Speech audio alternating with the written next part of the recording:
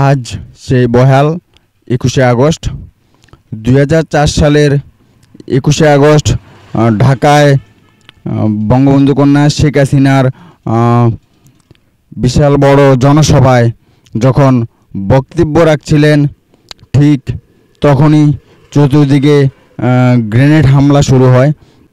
শেখ হাসিনা বক্তব্য শেষ করেই স্টেজ থেকে নামার সাথে সাথেই একাধিক গ্রেনেড নিক্ষেপ করে।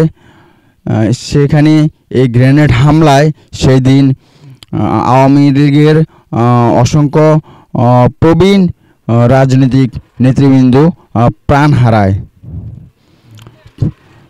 জানা যায় প্রায় 5 শতাধিক নেতাকর্মী সেদিন আহত হয়েছিলেন।